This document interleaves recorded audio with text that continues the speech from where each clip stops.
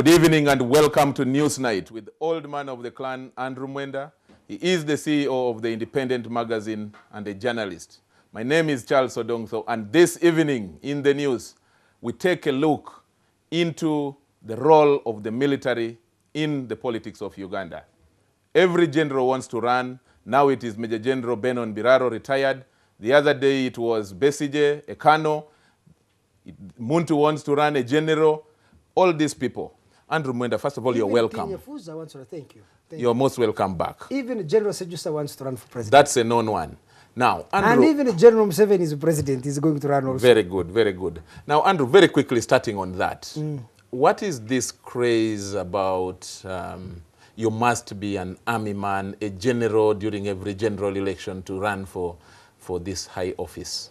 Well, first of all, each time a general has declared that they want to run, like Besigye, Museveni, and Nyefuza most especially, but even Muntu, why they have a strong appeal is that they think that previously the major political problem Uganda confronted was of civilian leaders being unable to control the military, and that leading to military coups. So you can see Mutesa in 1966, Obote in 1971, Lule, at least that was not the military, but Benaisa, he failed with the military, Obote again failed with the military. So when Museveni, a military man, came into power and offered us this stability that has lasted 28 years, I think a particular belief has penetrated the social consciousness of the Ugandan mind that to ensure stability and have effective control over the military and security services, you need a general in power. That is why the general is attractive. Secondly, President Museveni by brand, he has a warrior brand. He's a soldier, a tough guy who kicks people around, pulls out tanks. And I think that his belligerent and militaristic style of rule has convinced his critics that the only way to dislodge him is to get his equal. So you need another Museveni. So why, when Besigye comes and says, I'm a colonel, I am a hammer, I'm going to knock this man out of power, he makes a lot of appeal. I have a cousin who did a PhD at the Bremen University in Germany on images of militarism, and he studied election paraphernalia. You would find Museveni wearing machine guns like Rambo, and then Besigye supporters. I've seen those. Yes, they would graphics. make Besigye wear machine guns like. And he's going to confront Museveni. Yes, like Schwarzenegger, and so you have a contest between Schwarzenegger and Rambo, huge muscles, which and all means that Ugandans are not seeking change of government; they are seeking change of guard. Not a fundamental change in how this country is governed. Doesn't that then play into Museveni's hand, Of course especially for now, where he knows that he's the best at that? If you bring him into the issue of the military discussion, then he's better than the rest. I think that a militarist and belligerent tone and style of a candidature is very, very important for building a brand loyalty. You know, a brand needs passionate supporters. Besigye has passionate support because he's very militaristic, he's very belligerent, he is very tough, you see. But it also is a liability in the sense that in that market segment, I think that Museveni has a competitive advantage.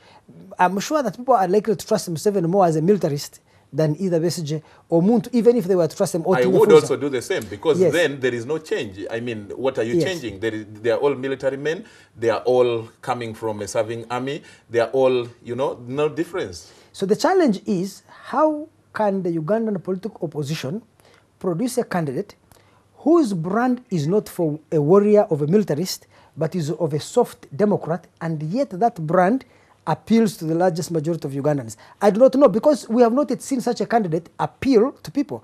Each time we have had a general election in Uganda, it has been a general's election. Either General Museveni against the General Colonel Chiza Besigye. But now we are going to see an election which will pit Museveni against General Muntu, or and then General Biraro. That is where now I want us to come. Don't keep forgetting. Is he going to come back? I don't know, but you know, I had thought that Besigye would not return in 2005. All of a sudden, he shocked us and boom, there he was. And he took Museveni by maximum tactical surprise. Anything can happen with Nyefuza, and he comes here, and he could easily create a situation. Let's now come back to the issue that is bringing us to discuss this. The new man on the block, yet another general, retired Biraro, Benon. A very humble, many people, by the way, did not know him outside a lot of this service, apart from us journalists. Do you think he has a real challenge, a real goal at Museveni's stay? Can he compete against Muntu, for example? Would he compete against Besigye? Well, I think that Biraro's biggest strength is he shares a similar strength with the Muntu. One, they are reasonable. Beraru is not going to go out there and attack Museveni and call him a thug, call him a thief, call him a murderer, call him a criminal. He will not do that. He will also not go out there and begin like Tinyefuza, irresponsibly revealing the government secrets when he was serving in the government and say this happened and the other happened. I consider that to be irresponsible and childish. And also, he will not try to attack personalities. He will focus on what policy alternatives he has. He's a very intelligent guy and with a great grand vision about issues of development and poverty eradication. So he can easily offer a better alternative. You see, Museveni is a very strong policy president. Whatever Museveni's weaknesses, the incompetence of his government, the corruption of his government, this selfishness and materialism of his supporters, all those exist, but also you can say Museveni is a strong policy president because he has some grand vision of industrialization, of economic growth and poverty reduction. Only in the making, but not in the implementation, if you ask me. It is more in rhetoric than in actions, but even if you look at the scientific figures, if you leave bias and go to neutral elements of judgment, Museveni has sustained over rapid economic growth of about 7%. That's among the top best economies in the world, possibly the top 20. Uganda is there. If you look at economic growth, if you look at revenue growth, export growth, all other indicators of economic performance, Museveni, by any measure that is neutral, has been an extremely successful president. But in terms of service delivery, the ability of the state to serve the citizen through healthcare, education, infrastructure, especially roads, Museveni has been an unmitigated disaster. You have seen the World Bank service delivery report. Bring that back to the Biraro line. Yeah. So I personally think that because Museveni is very strong on policy, the opposition has historically failed to offer a viable and convincing policy alternative. They lack a strong policy agenda. They have an agenda that is emotive in the sense that they can say human rights, democracy, corruption. Yes, these are important things, but they actually don't address the core of the interest of the voter. They don't touch the rural grassroots person. They don't understand it. You would call those theoretical or emotive. They appeal to emotions of people. But what Museveni has structured his politics on, it is a bread and butter politics. Museveni promises people, I'll give you PE, I'll give you SE, I'll give you a road. Produce as many children as possible, yes, and I will educate them. He offers, whenever he's campaigning, he says, here you don't have a road, I'll give you a road. Here I'll bring electricity, here I'll bring a clinic. Here you have a complete, I'll appoint your son of the soil as minister or minister for Bunyoro, minister for Karamoja, minister for this and that. You have seen that. The patronage system, yeah. Yes, so he has a combination of elite patronage with the symbolic services or symbols of service, like a hospital, a clinic, to give to people. Now, I think that a bread and butter approach to politics is much more effective than Museveni learned it from Obote. You know, in 1980, Obote returned, he had left shops filled with goods. When he came back, there were scarcities of basic essential commodities, sugar, soap, salt, things, and kerosene. The common man's charter agenda. So when Obote came in 1980, he campaigned, he said, I will bring back sugar, salt, and soap back to the shops. And Museveni despised Obote and said, that's what the government is supposed to do. But then hold a second. Andrew, bring in the issue of also Obote telling Semo Gerere that same year, where are your generals, which is something that ties in with what we are discussing. Very good. I'll come to that. But let me first finish this. Museveni campaigned on clean government, anti-corruption, justice, and unity. But these are abstract things. So Obote walloped Museveni so badly, Museveni could not even win a seat in his own constituency. He was defeated by DP. Sam Kutesa was the candidate running against Museveni. And he only got Kionga only in Kasese. Yes, so Museveni in his own constituency came number 3. The first was Sam Kutesa, the second was a man called Guchwa Minji. Museveni came number 3 in his own constituency. So Museveni learned that people are not necessarily driven by these high ideals. The segment that will support you for these high ideals is very small. So if you want a large catchment area of voters, you must go into bread and butter matters.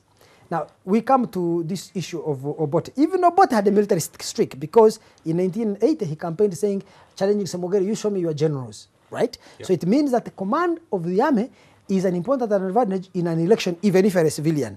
So I am sure Biraro will appeal to that. Tinyefuza can appeal to it. In fact, I was surprised in 2000, Besigye ran a very good campaign saying, I have 90% of support in the army, or at least saying, I can ensure the loyalty of the army to me, yes. In 2006 and 2000, then Museveni turned the arm against Besigye, and Besigye made a mistake. He responded to Museveni rather than responding to his own program, and he started also attacking the army. I personally think that the person who will defeat Museveni will need to demonstrate to Ugandans that you can defeat Museveni and have a peaceful transition and control over the army. Because that is Museveni's greatest advantage. If you can demonstrate that, and it's easy, people like Muntu can do it if they see it as important. You know, the Afrobarometer surveys in 2011 were showing that 67% of all Ugandan likely voters were saying their biggest concern coming into the election was security and stability after the election. Yeah. So Besigye started running a campaign on service delivery.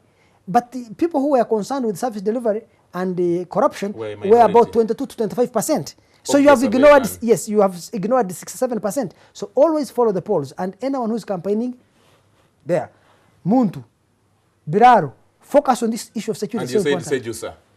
I don't know when I will come. Because will Besigye come back among the generals? If I was FDC, he's campaigning for a boycott. If I was FDC, I would still field Besigye.